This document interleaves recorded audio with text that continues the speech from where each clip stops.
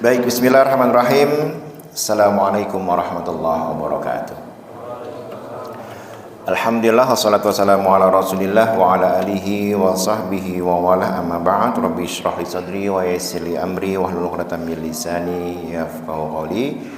Jemaah sekalian rahmati Allah, syukur alhamdulillah sampai detik ini Allah masih memberikan kita banyak nikmat, terutama nikmat sehat, nikmat panjang umur, sehingga kita pada malam ini masih hadir, masih bisa menyempatkan diri sholat isya dan sholat tarawih berjamaah di masjid.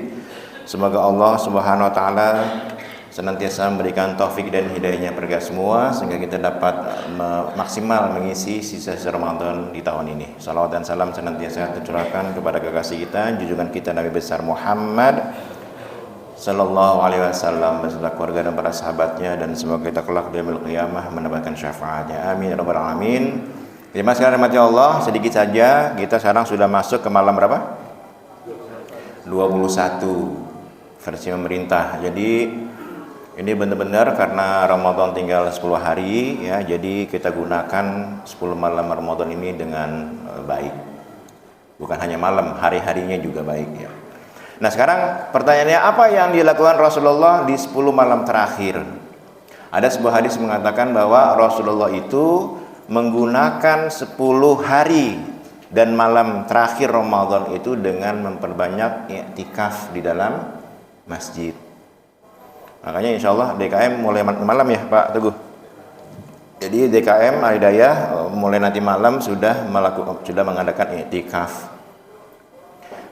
Pertanyaannya, gimana mau i'tikaf? Orang besoknya saya ngantor, saya kerja, kan gitu. Banyak orang yang tidak i'tikaf di masjid itu karena alasannya adalah harus kerja. Nah ini mungkin ada kesalahpahaman di dalam masyarakat kita, bahwa i'tikaf sesungguhnya tidak harus dilakukan pada malam hari, bisa juga dilakukan pada siang hari.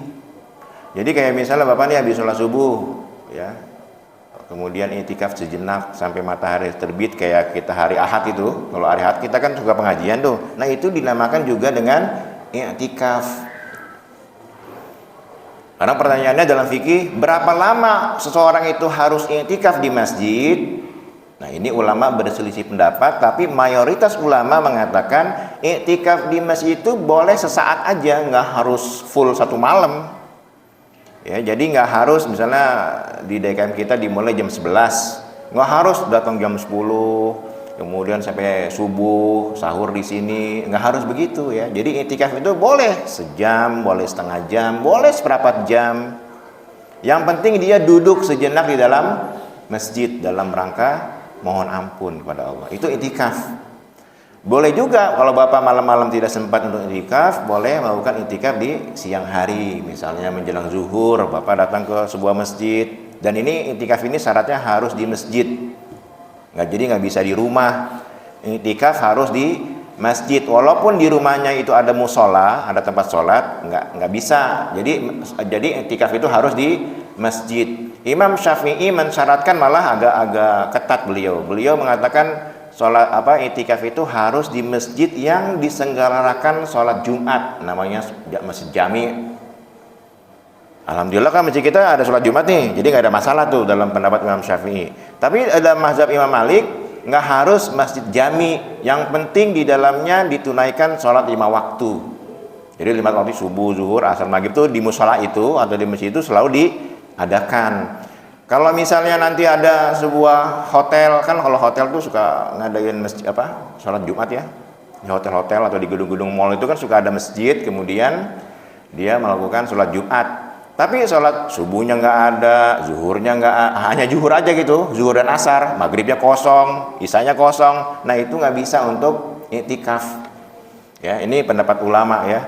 Jadi kalau kita alhamdulillah Masjid Al-Hidayah ini bisa disebut sebagai masjid jami. Kenapa? Karena sholat 5 waktunya ada terus, kemudian ada juga sholat Jumat. Nah dulu waktu jadi musola kan kita nggak ngadain sholat Jumat tuh, tapi karena sholat rawatibnya 5 waktunya terus berjalan, maka boleh melakukan i'tikaf di dalamnya gitu ya. Jadi bagi kita nih Bapak Ibu ya, yang nanti malam bisa i'tikaf, boleh dimulai ya. Kalau misalnya besoknya kerja, tidak harus mulai jam 11, tapi jadwal program dari DKM dimulai jam 11, kemudian jam 2 sholat malam. qiyamul lail jam 2 mulainya ya. Mungkin sholat sholat tahajud atau sholat malam qiyamul lail 8 rakaat plus 3 witir. Kalau yang kita sudah nanti witir nih nggak usah witir lagi. Jadi nanti malam jam 2 kita mulai sholat malam berjamaah 8 rakaat 2222 tanpa witir. Tapi bapak-bapak yang ibu-ibu yang belum witir maka melakukan witirnya sendiri ya gitu, karena dalam satu malam tidak ada witir 2 kali ya. Nanti kalau misalnya bapak niat mau itikaf malam ini setelah sholat tarawih udah nggak usah witir ya, duduk aja atau langsung pulang gitu ya, niat nanti malam witirnya setelah tahajud.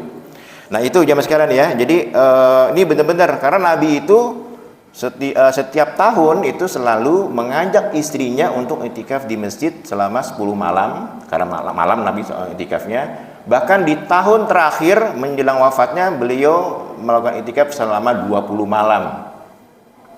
Jadi sejak malam 11 Ramadan beliau sudah itikaf. Kemudian apa yang harus dilakukan ketika itikaf? Yang jelas ketika bapak berangkat ke masjid, niat saya mau itikaf di masjid, niat tuh dalam hati ya, bahwa bapak ke masjid niatnya untuk itikaf, bukan mau ngopi. Yang kedua, kalau bapak sudah masuk masjid kemudian duduk masuk masjid, biasa disunahkan untuk sholat 2 rakaat kan, tahiyatul masjid, sholat 2 rakaatul masjid, kemudian bapak duduk sudah diem aja.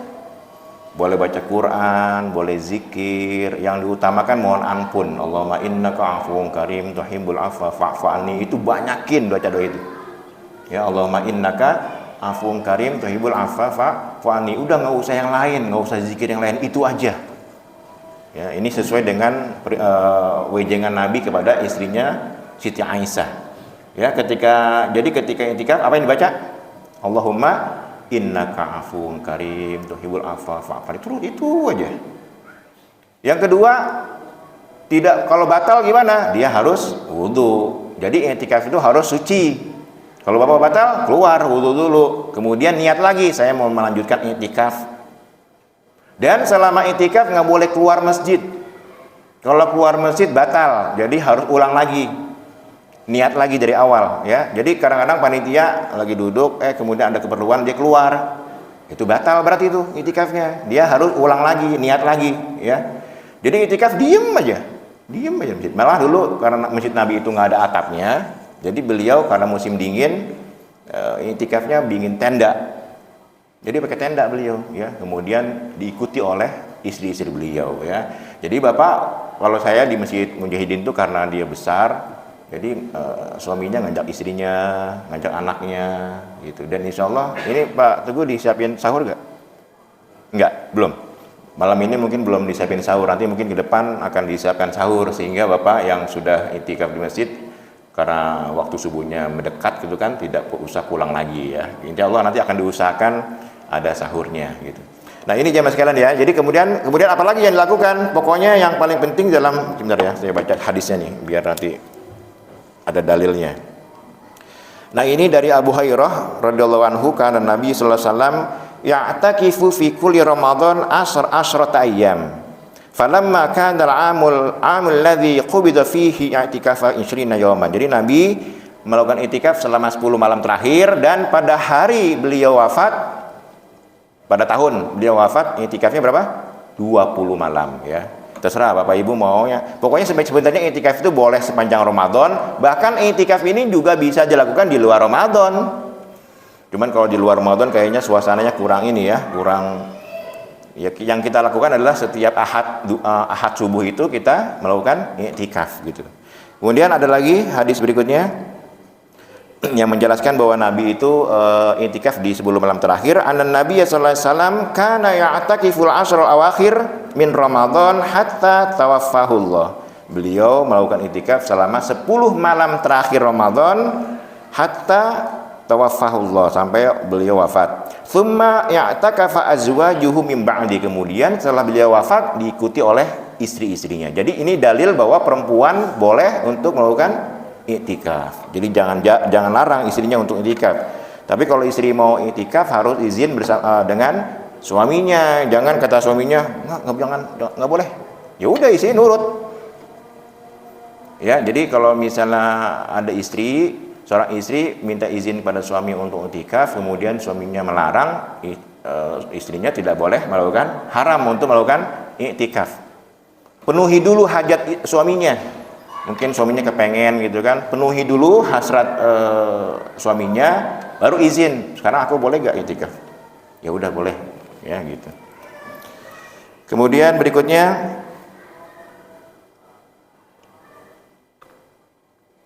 nah i'tikaf boleh di masjid ya, boleh di masjid saja, yang penting dilakukan sholat rawatib. Kemudian dalam kitab Imam Bukhari, i'tikaf pada 10 hari bulan terakhir Ramadan dan i'tikaf di seluruh masjid boleh dilakukan. Ya, jadi disunahkan artinya di 10 malam terakhir. Kemudian berikutnya apa yang dilarang dalam i'tikaf? Boleh gak dalam i'tikaf minum, makan? Boleh. Jadi Bapak nanti kalau lagi i'tikaf boleh, tapi jangan makan besar. Jangan lagi i'tikaf bawa nasi padang, jangan. Ya hanya sekedar minum atau makan cemilan gitu ya, makan kurma. Jangan lagi i'tikaf makan padang. Nah ini enggak, walaupun tidak membatalkan i'tikaf, tapi enggak etis. Nantilah makannya setelah pas sahur gitu ya. Gitu. Ini mau i'tikaf apa mau sahur bersama ini gitu. Nah kemudian setelah itu ada yang tidak boleh ya, tidak boleh untuk perempuan adalah yang kedua, perempuan harus minta izin pada suami dan tidak menimbulkan fitnah ketika dia i'tikaf. Kalau di kita mungkin nggak ada lah. Nah, ada beberapa masjid mungkin yang dia i'tikafnya perempuan sendirian, cantik gitu kan, misalnya kan kembang desa. Nah ini harus didampingi oleh mahramnya.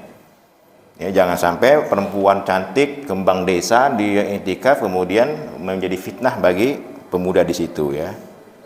Ini kira-kira ya, yang lainnya mungkin kita sudah pada tahu. Jadi artinya mari jemaah sekalian kita isi 10 malam terakhir ini dengan memperbanyak ibadah. Yang dianjurkan adalah i'tikaf. Sedekahnya jangan lupa ya. Yang Bapak Ibu yang belum pernah sedekah di bulan Ramadan, ayo sedekah. Yang belum pernah baca Quran, baca Quran. Yang belum sholat malam tahajud, sholat tahajud. Isilah di malam 10 malam terakhir ini dengan ibadah semampu kita, semaksimal mungkin ya. Sayang, karena apa? Nilai ibadah yang kita lakukan di bulan Ramadan beda nilainya dengan di luar Ramadan. Dan insya Allah semua ibadah yang kita lakukan di bulan Ramadan itu akan menggugurkan dosa-dosa kita di masa lalu. Ini saja mungkin yang dapat saya sampaikan. Mohon maaf atas kekurangan. Assalamualaikum warahmatullahi wabarakatuh.